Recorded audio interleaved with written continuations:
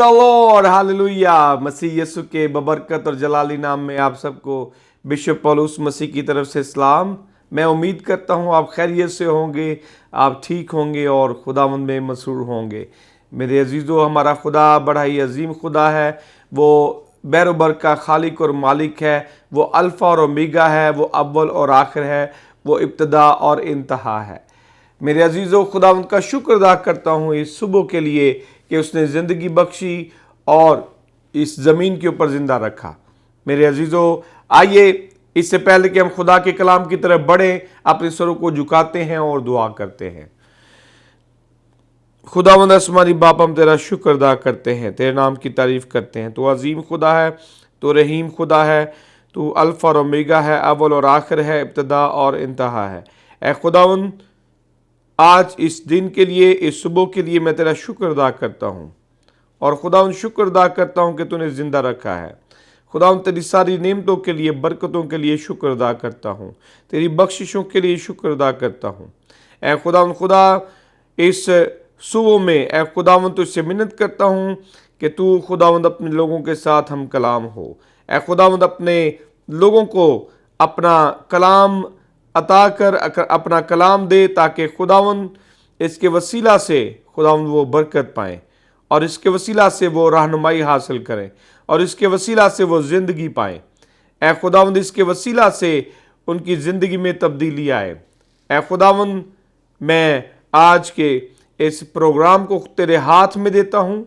मिन्नत करता हूँ शुरू से आखिर तक हमारे साथ हो, बड़ी मदद और रहनुमाई कर। तेरे पाक और मुकद्दस यीशु नाम से दुआ मांगते और पा लेते हैं, आमीन।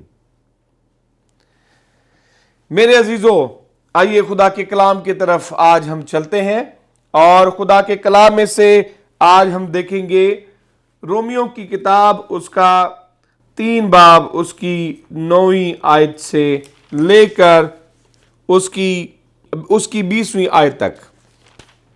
खुदावंद के कलाम में लिखा है, पस क्या हुआ, क्या हम कुछ फजीलत रखते हैं?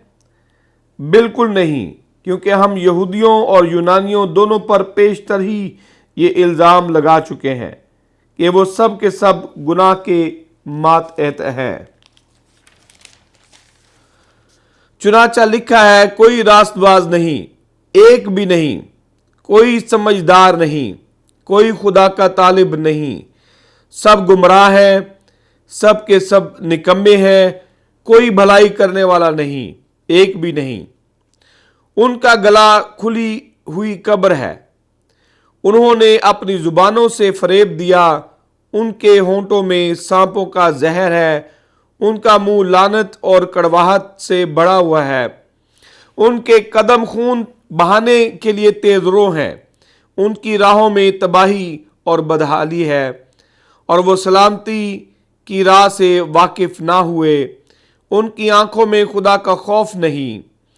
अब हम जानते हैं कि शरीयत जो कुछ कहती है उनसे कहती है जो शरीयत के मातहत हैं, ताकि हर एक का मुंह बंद हो जाए और सारी दुनिया खुदा के नज़दीक सजा के लायक ठहरे, क्योंकि शरीयत के अमाल से कोई बशर उसके हजूर रास्तबाज नहीं ठहरेगा, इसलिए कि शरीयत के वसीला से तो गुनाह की पहचान ही होती है।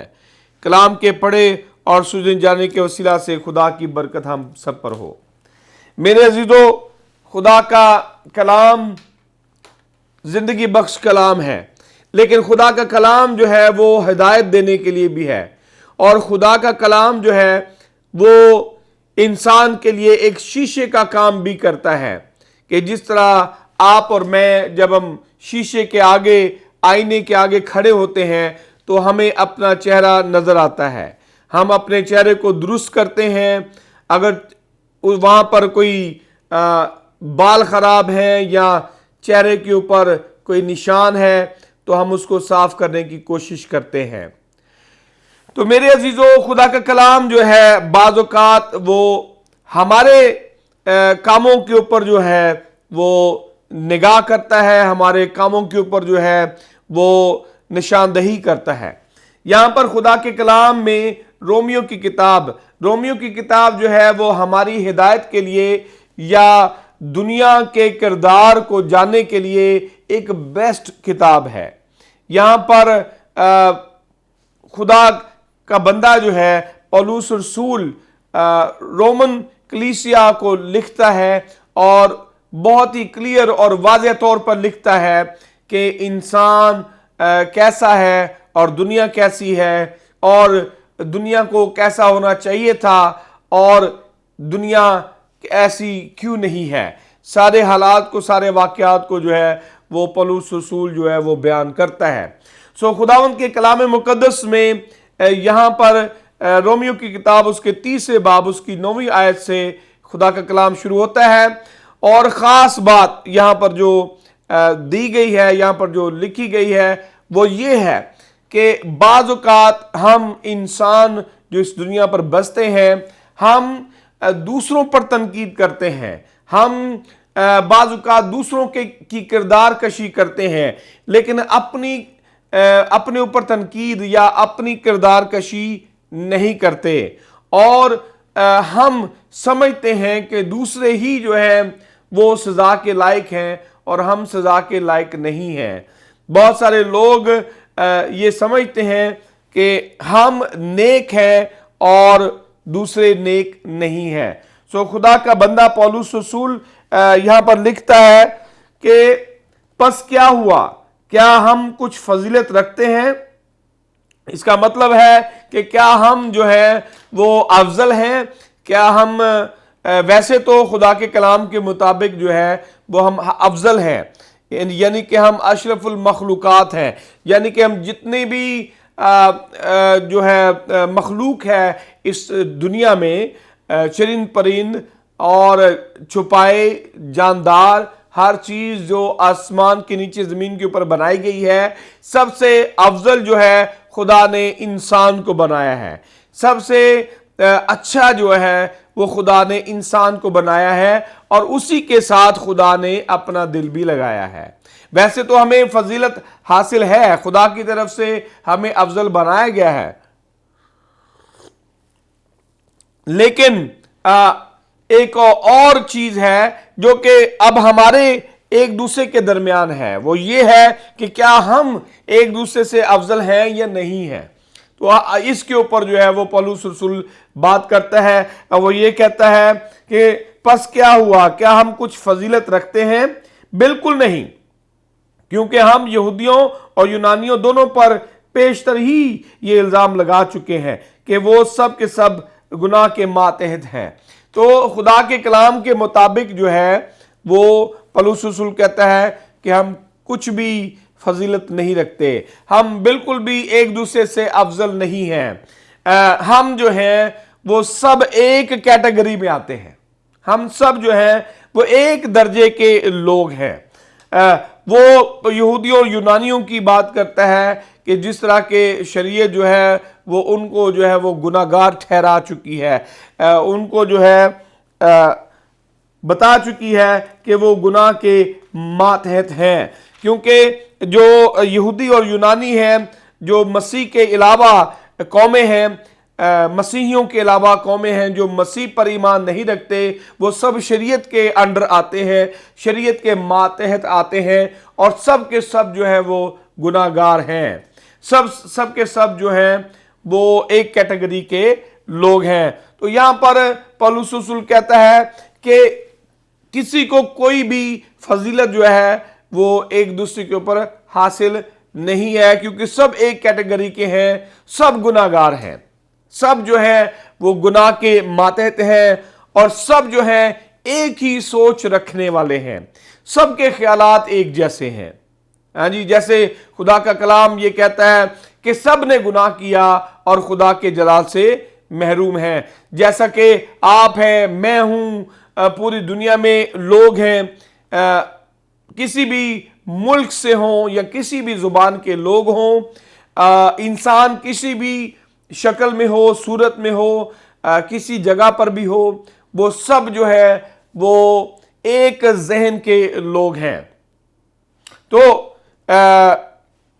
खुदा का कलाम हमें यह बताता है कि सब के सब जो गुनाह के मातहत हैं। लिखा है, चुनाचा लिखा है 10वीं आयत में, कोई रास्तबाज नहीं, एक भी नहीं, कोई समझदार नहीं, कोई खुदा का तालिब नहीं, सब गुमराह हैं, सब के सब निकम्मे हैं, कोई भलाई करने वाला नहीं, एक भी नहीं।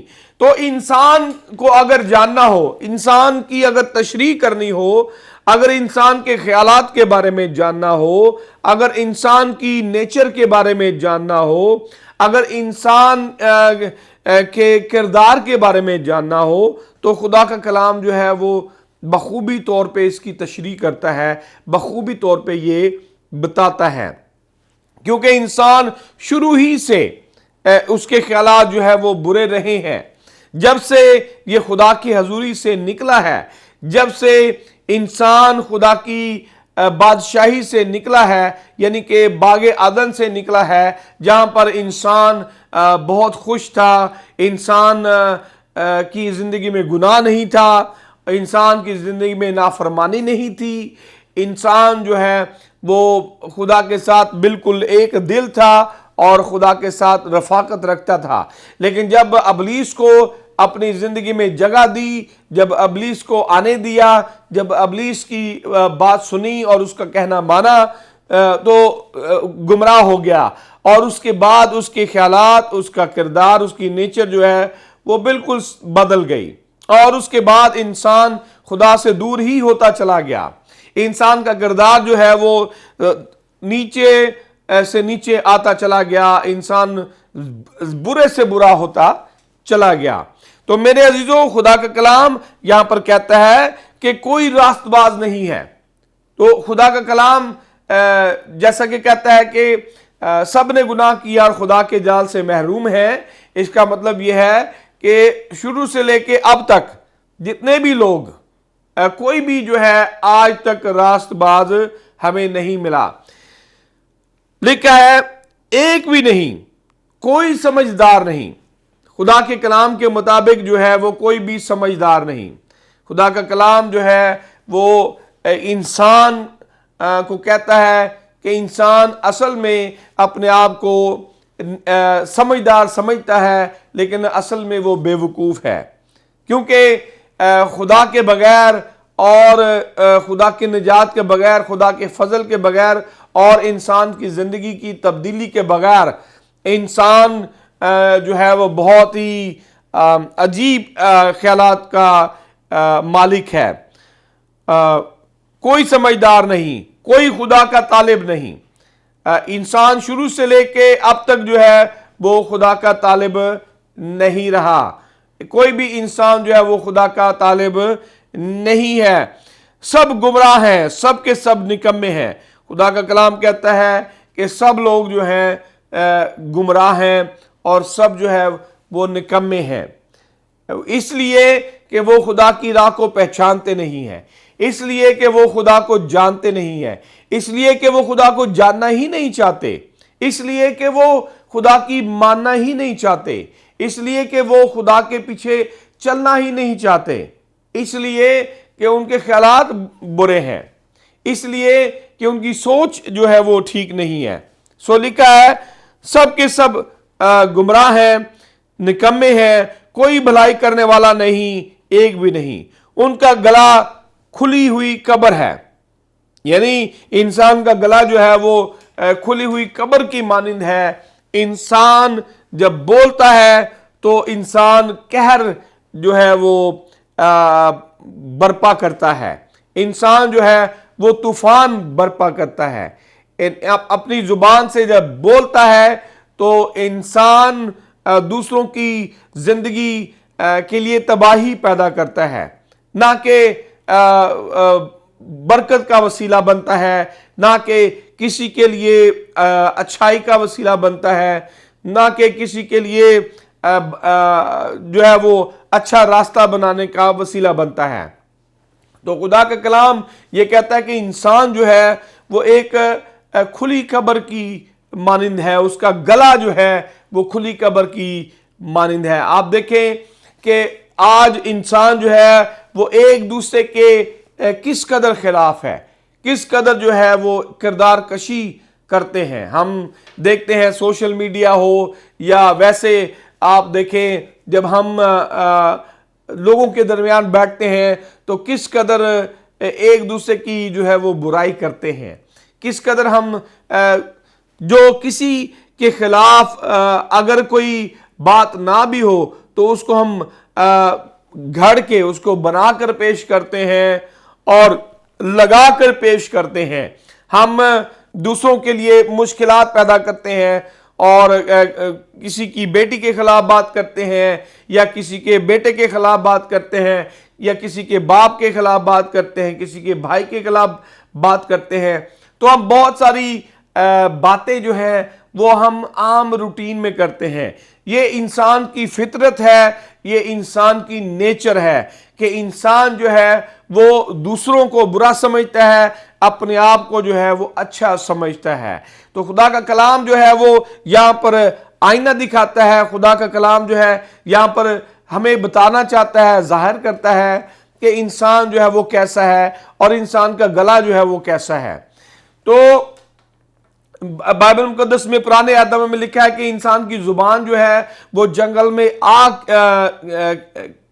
जैसा जो है वो काम करती है, कि जिस तरह जंगल में एक जो तीली है उससे आप आग लगाएं तो पूरे जंगल को आग जो है वो लग सकती है, तो इसी तरह जो है इंसान की जुबान जो है वो काम करती है। इसीलिए खुदा का बंदा दाऊद कहता है कि मेरी जुबान के ऊपर जो है ए खुदा तू मेरी जुबान के ऊपर पहरा बिठा। इसलिए कि ये बहुत ज़रूरी है कि इंसान ये समझे कि इंसान को अपनी जुबान का इस्तेमाल जो है वो किस तरह करना है। आप हर रोज़ जब सुबह से शाम तक बोलते हैं तो आप गौर करें, सोचें कि आप किसी के खिलाफ तो नहीं बात करते, किसी के लिए मुश्किल तो पैदा नहीं करते, आप झूठी गवाही तो नहीं देते और झूठे मंसूबे तो नहीं बनाते। बहुत सारी चीज़ें जो हैं वो खुदा का कलाम हमें कहता है।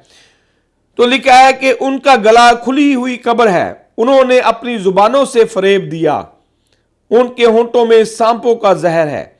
इंसान की जुबान जो है वो इस कदर बुरी है कि इससे जो है वो लिखा है कि वो जो है उन्होंने अपनी जुबानों से फरेब दिया, यानी कि इंसान जो है वो एक दूसरे को जो है वो क्या करता है, अपनी जुबान से फरेब देता है। और लिखा है कि उनके होंठों में सांपों का जहर है, यानी जो इंसान की जुबान है उसके अल्फाज हैं उसको जो है वो सांप के जहर से जो है वो तशबीह दी गई है। यानी कि अगर सांप का जहर हो, अगर वो किसी को डंग मार दे, जहरीला सांप हो, तो इंसान की मौत भी हो सकती है। तो इंसान की मौत से बढ़कर तो कोई चीज़ नहीं हो सकती। तो इसलिए इंसान की जुबान जो है इस कदर खतरनाक है। तो आप दुनिया में देखें, अगर आप जंगें देखें, अगर आप घरों की तबाही देखें, अगर आप रिश्तों की तबाही देखें, अगर आप बहन भाइयों के दरमियान तबाही देखें, किसी भी तरह से आप तबाही बर्बादी अगर देख लें, और दुनिया में जो कहर बसता है, खुदा का जो कहर बसता है उसको भी अगर आप देख लें, उसका भी वसीला जो है वो इंसान की जुबान है। इंसान की जुबान जो है फिर इंसान का जो वो किरदार भी जाहिर करती है। सो इसलिए ये बहुत ज़रूरी है कि हम ये समझें कि इंसान जो है वो अपनी जुबान किस तरह इस्तेमाल करता है। सो इंसान की जुबान को सांपों के जहर से भी तशबीह दी गई है। इस कदर ये जुबान जो है वो खतरनाक है और इस कदर इंसान की सोच जो है वो खतरनाक है। उनका मुंह लानत और कड़वाहट से भरा है। बहुत बार इंसान जो है वो ये सोचता नहीं है, इंसान जो है वो दूसरों पर लानत कर देता है।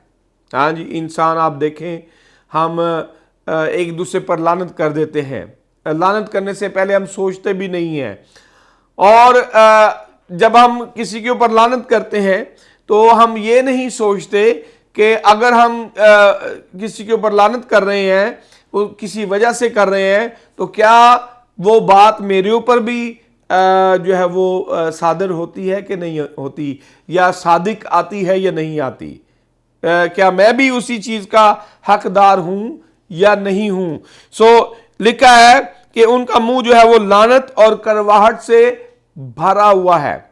यानी इंसान की जुबान जो है, इंसान का मुंह जो है, वो इस कदर जो है वो जहर आलूदा है, करवाहट से भरा हुआ है, और इंसान की जुबान जो है वो लानत से भरी हुई है कि हम सोच भी नहीं सकते। और खुदा खुद जो है वो इस चीज से परेशान होता है। खुदा जो है वो इस चीज से जो है वो फिक्रमंद होता है कि इंसान किस कदर, अगर आप देखें कि ये जुबान ही थी जिसके वसीला से मसीह खुदावन पर जो है वो लानतान की गई, और मसीह खुदावन पर झूठे इल्जामात लगाए गए, और मसीह खुदावन को सलीब के ऊपर चढ़ाया गया।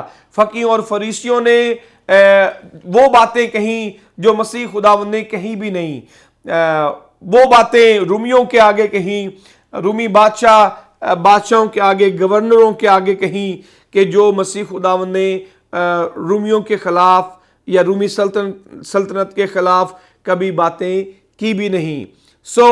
उन्होंने जुबान से अपनी जो कड़वी जुबान से और झूठी जुबान से जो है वो झूठ को सच साबित किया, और जिसकी वजह से मसीह खुदावंद को सलीब पर चढ़ाया गया। लेकिन मेरे अजीजों, मसीह खुदावंद का तो सलीब पर चढ़ना जरूरी ही था, वो इसलिए कि उसी के वसीला से तो बनी नो इंसान के लिए निजात का बंदोबस्त होना था। उसी की वजह से इंसान ने निजात पानी थी, ये तो होना ही था। आगे लिखा है, उनके कदम खून बहाने के लिए तेज रो हैं। इंसान के जो कदम हैं, हर रोज इंसान जो है वो अपने कदम जो है वो बढ़ाता है कि किसी का खून बहाए।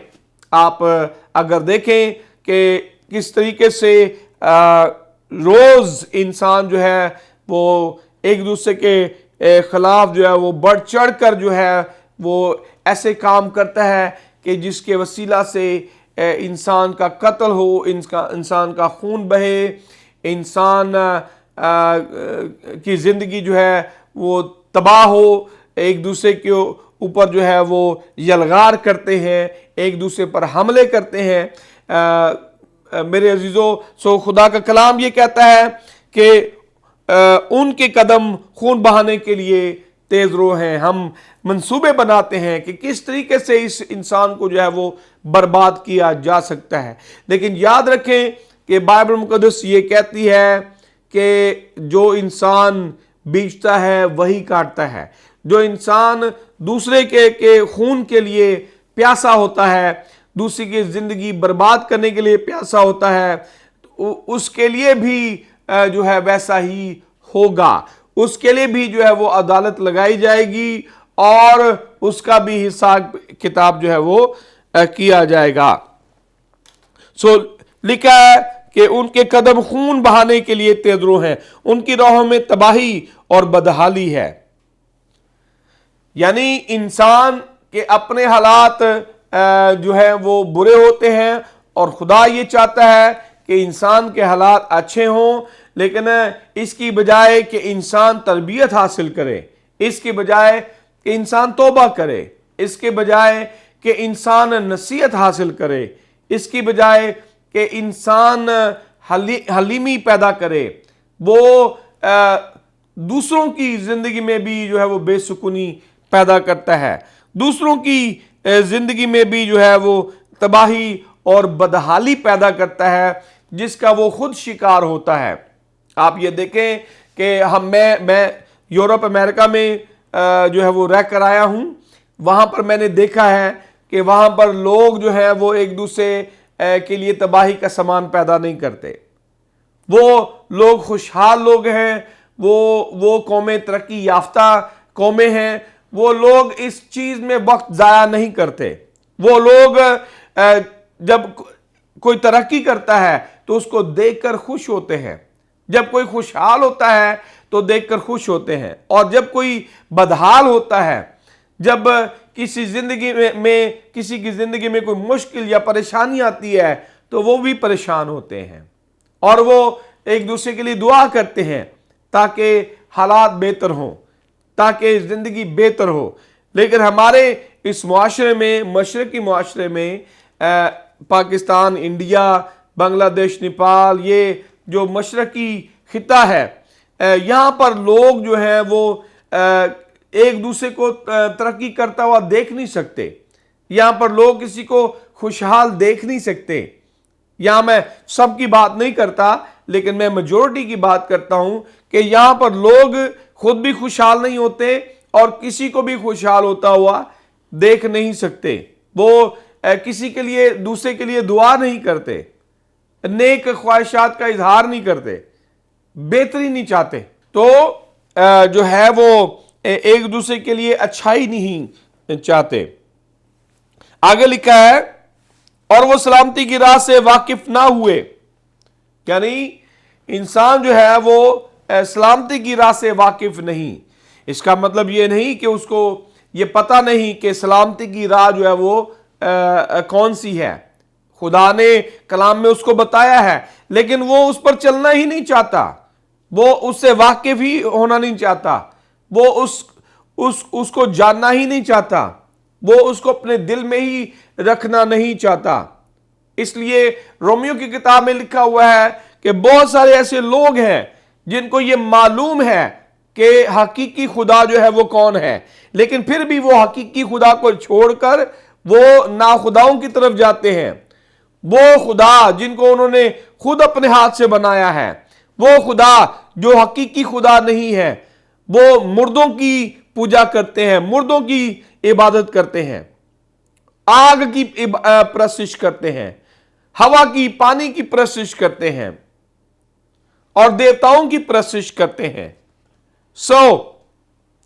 खुदा का कलाम ये कहता है कि वो सलामती की राह से वाकिफ ना हुए, उनकी आंखों में खुदा का खौफ नहीं। आप ये देखें कि आज कितने लोग हैं जिनके आंखों में खुदा का खौफ है। खुदा का खौफ जो है वो खत्म हो चुका है। खुदा का खौफ जो है वो दुनिया से खत्म होता चला जा रहा है। खुदा का खौफ मेरे अजीजों खुदा का रहम पैदा करता है।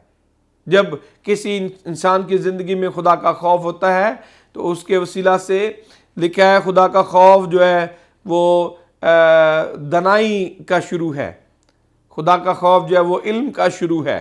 खुदा का खौफ जो है वो अकल दनाई का शुरू है, हिकमत का शुरू है।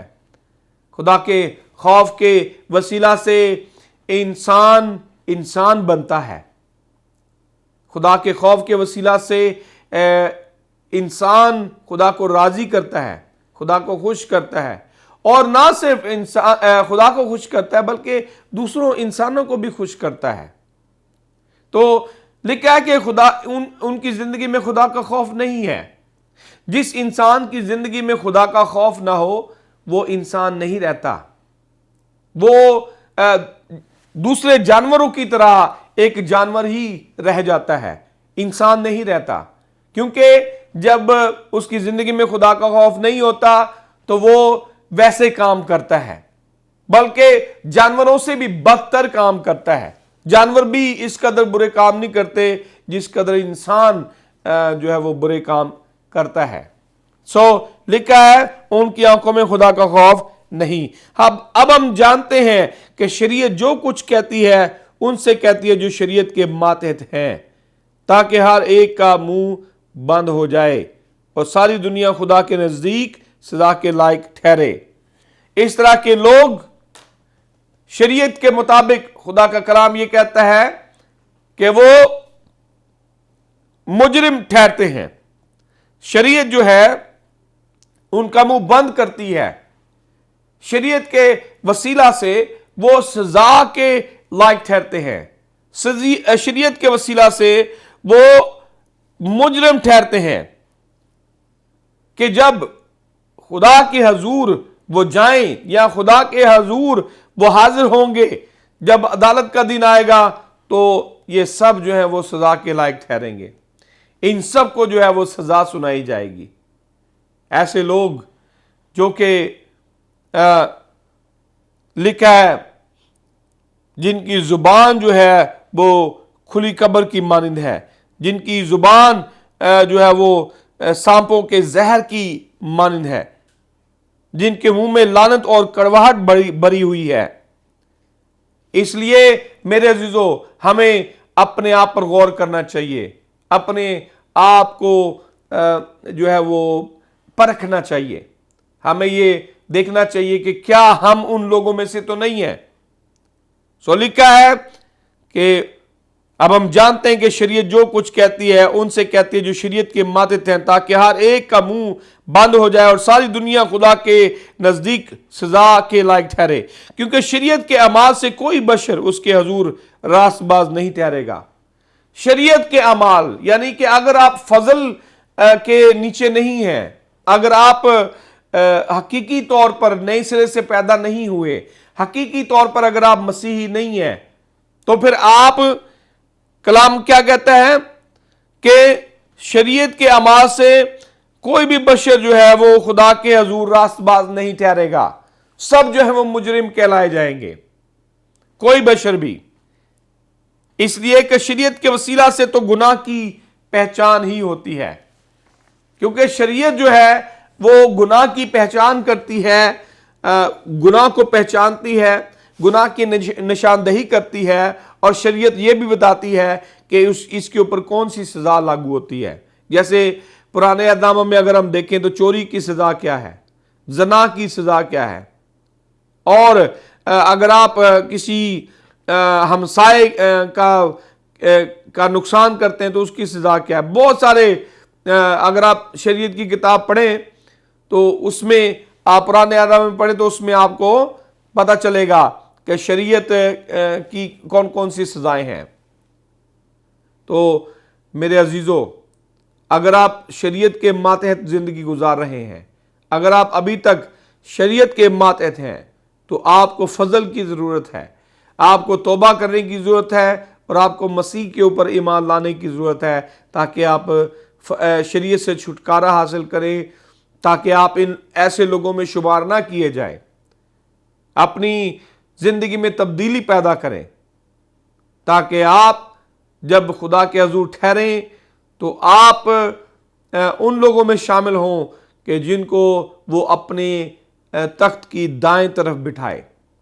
खुदा आपको बड़ी बरकत दे। मैं उम्मीद करता हूं कि आज के कलाम के वसीला से आज आपको बरकत मिली होगी।